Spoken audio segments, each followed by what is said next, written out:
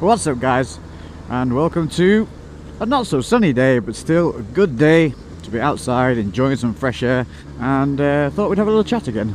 Another Simple Truth video, and today we're going to be covering the age-old question of can you build muscle whilst also dropping fat. So can you get ripped and shredded with massive muscles?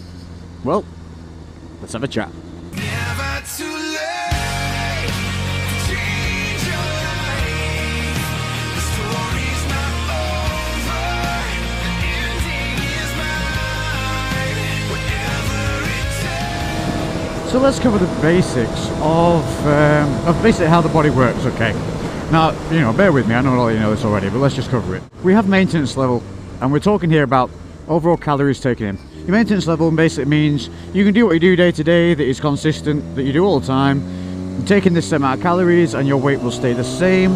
It won't fluctuate drastically other than through dehydration or overhydration. Then you have deficit in your calorific intake, meaning that you're not taking in enough calories to sustain the energy level output that you have going on in your day-to-day life. Therefore, your body will start to lose weight. Now remember that word weight, because that's going to be very important later on. Then you have a surplus. Now a surplus is when you are taking in more calories than you require to stay at maintenance. So you're taking in an excess in terms of calories per day.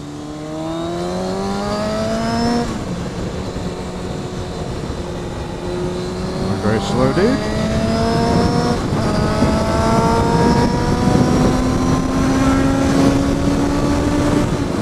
Huge factor in anything that you do is going to be the consistency of your diet. Either way, whatever way you eat, whether it's the same meals over and over again, or whether you follow macros and eat that if it fits your macros kind of style, where you're a bit more free-balling and not so regimented, then if you're doing it through just the kind of portion control size, you just have to make sure that the ways in which you're measuring your portions is kept consistent, whether that's a cup, some kind of measuring spoon or whatever.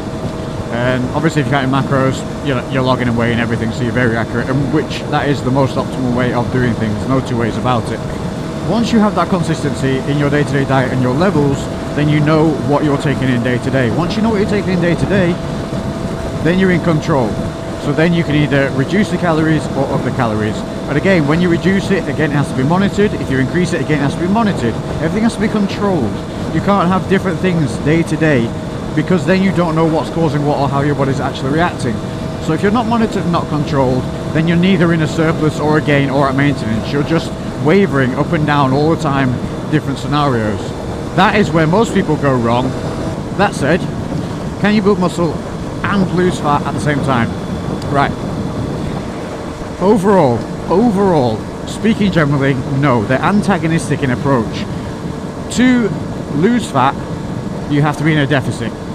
So you have to not be taking in enough calories. Now if you're not taking in enough calories to stay at maintenance or gain weight, then you can't really gain muscle as such at the same time.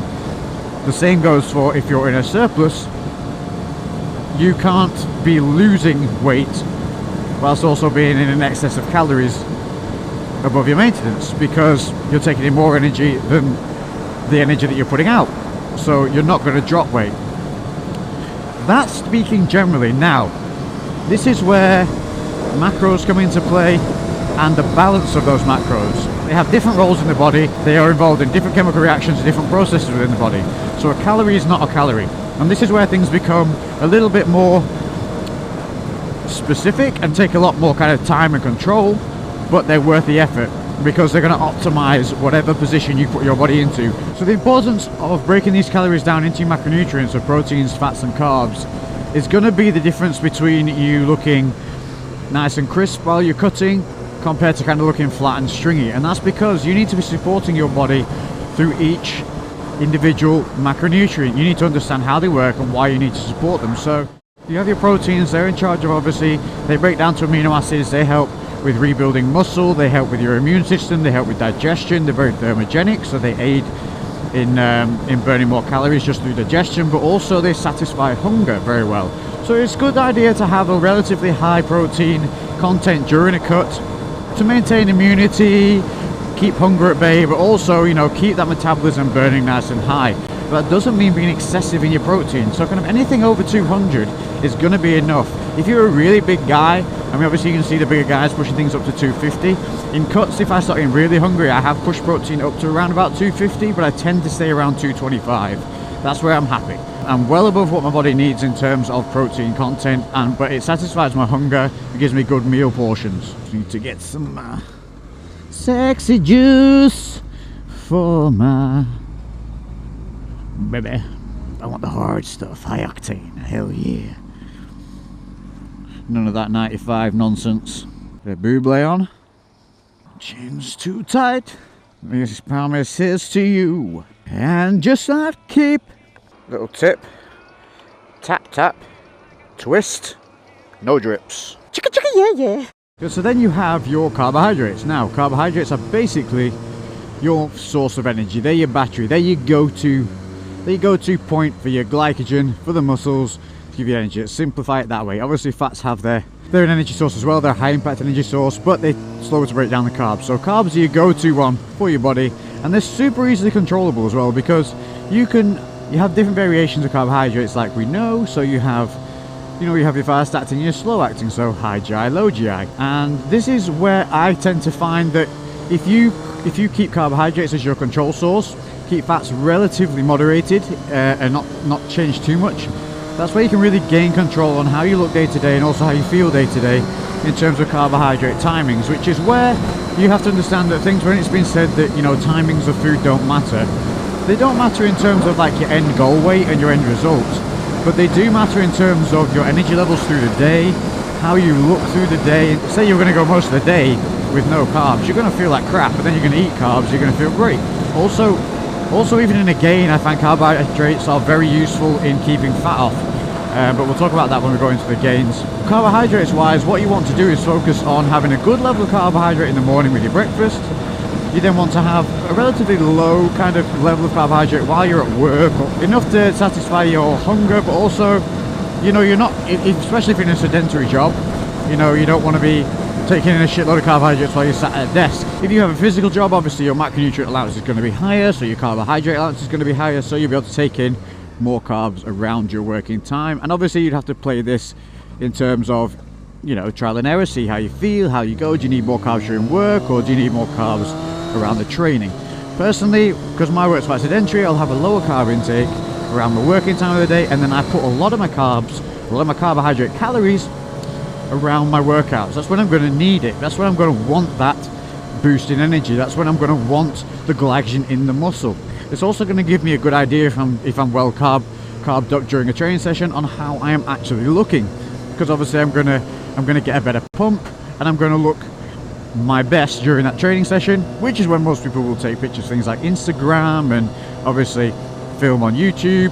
So again, guys, be very aware that when you're looking at people in those instances, you're looking at them at their ultimate best. That's not how they walk around looking day to day.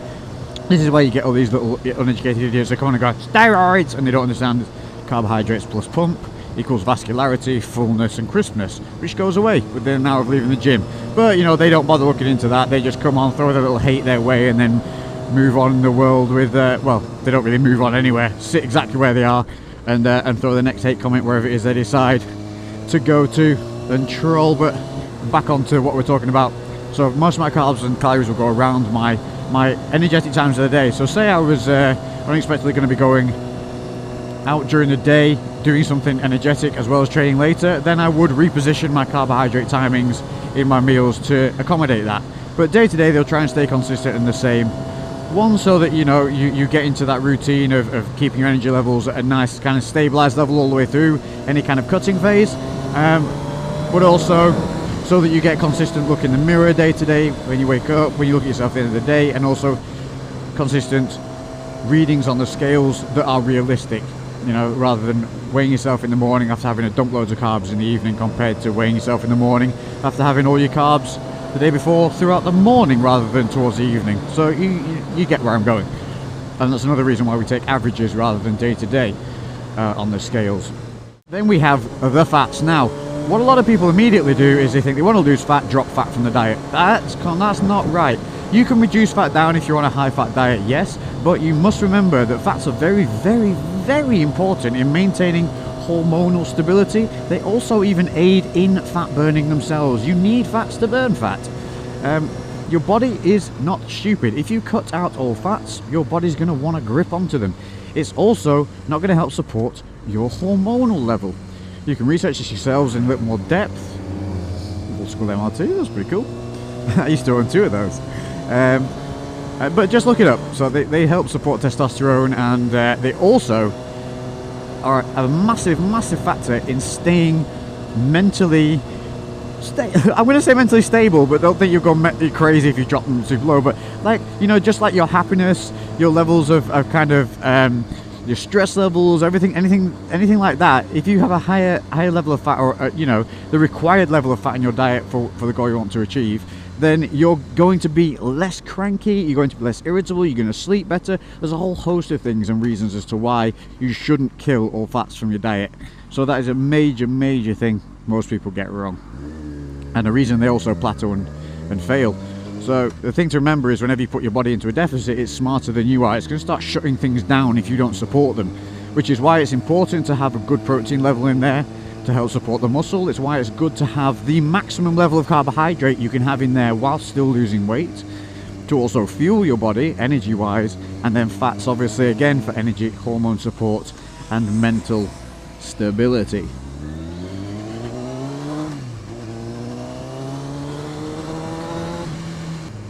Just goddamn speed bumps. Just pulling up to Buddy Paul's garage. Just gonna have a chat to him, and then we'll carry on this conversation.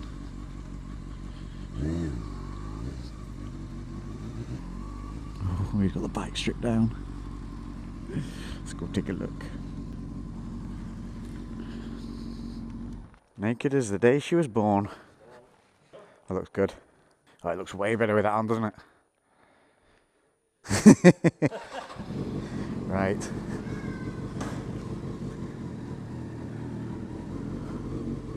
Listen to that beautiful exhaust. Okay, so that is actually, so my little sister Sophia, that's her car, and she's in Spain now, so Paul's selling that for us. Which way am I going? So continuing on our conversational route.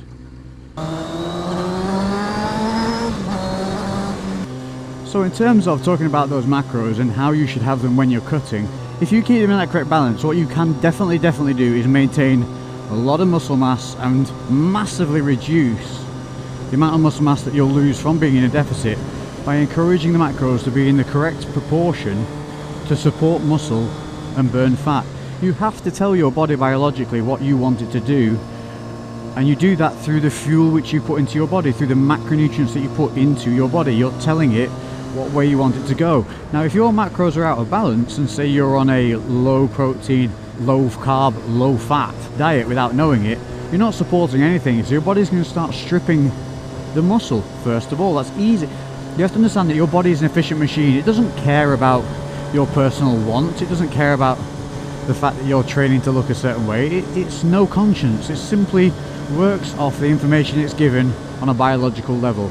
And if you're starving your body, all you're telling it is that you're being starved. You're in starvation mode, so it goes into emergency mode, and that means it's going to start shutting down your metabolism, going to start shutting down your fat burning, and it's going to start shredding muscle mass, because it doesn't need a massive amount of muscle on its body. It needs what you need to move and function, and according to it, hunt or escape being hunted. It's still on that functional level. You can't trick your body. Your body's smarter than you are, and you have to work with it, not against it.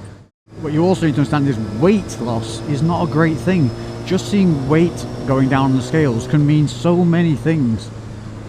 It means nothing in terms of, you know, what of that loss is muscle, what of it's fat, what of it's water. You need to be in control of that. You need to know that your diet is as optimal as it can be, so that loss on the scale, you know, is fat. And then also you can understand that fat loss is not a quick process. It's a slow, consistent grind over time.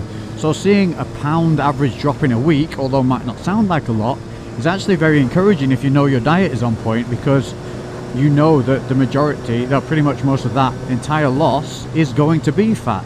Whereas if you're losing, and we're assuming here that you're a normal person, you're not obese or anything like that, but you're losing say 3 or 4 pounds a week, there's 100% that's not all going to be fat. You can't lose that amount of fat that quickly unless you are in, you know, an obese state to start with an excessive amount of body fat. And so that is it, and it's straight away an indicator that you're burning muscle mass. Okay, that makes sense? Hopefully that makes sense. Once you understand that fat loss isn't a quick process, that also alleviates kind of the mental stress of not seeing enough drop on the scales. You know, a lot of people start to see less than 2 pounds drop on the scales, they're getting worried. When in reality, that's very normal. You know, 2 pounds a week through the first few weeks is a good starter point, because you're going to have the rebalance of water and everything. But on top of that, you have to understand that, you know, loss and gain isn't linear at all. You know, it definitely slows down, and then as it does slow down, it's very important to understand that that's totally normal, number one, and number two, that smaller weight loss is still just as successful a weight loss or weight gain as that initial kind of larger value. It does all get very confusing, and we would have to go into some serious depth of talk to continue along those lines. But what I'm all basically trying to get you to understand is, ugh, dirty road. All right, let's get around this guy.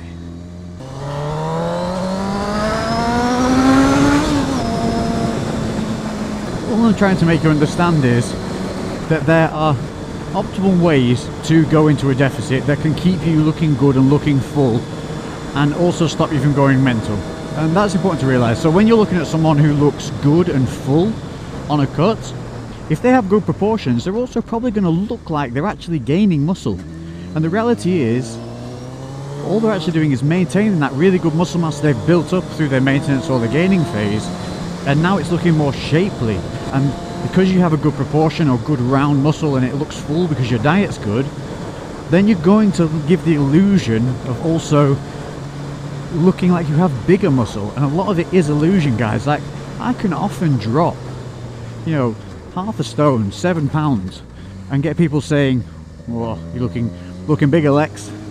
And it's just a simple fact that, you know, my waist is coming a little bit more, my definition and lines come in more, which gives that illusion, that appearance of bigger, rounder muscle. But because my diet is also on point when I'm cutting, so I do look, you know, full whilst training. Again, that illusion of looking shredded and full gives the illusion of looking shredded and bigger, when in actual fact my measurements probably aren't much different.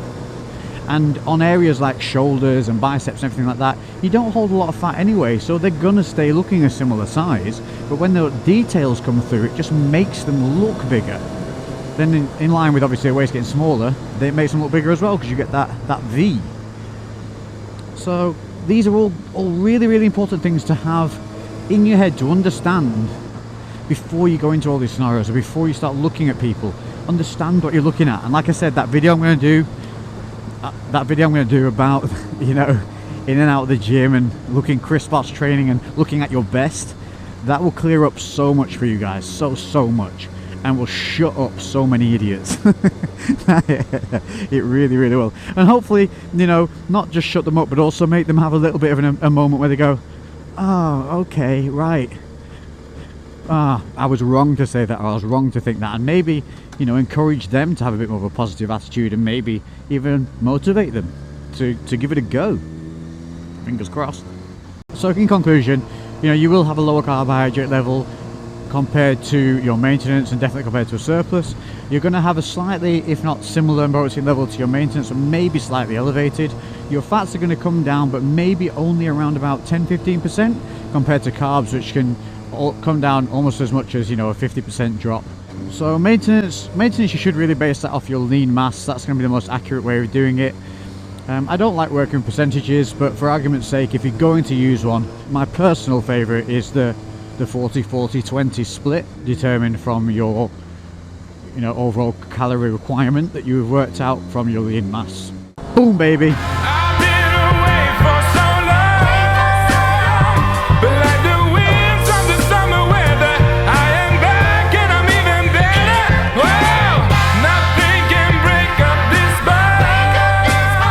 We're in a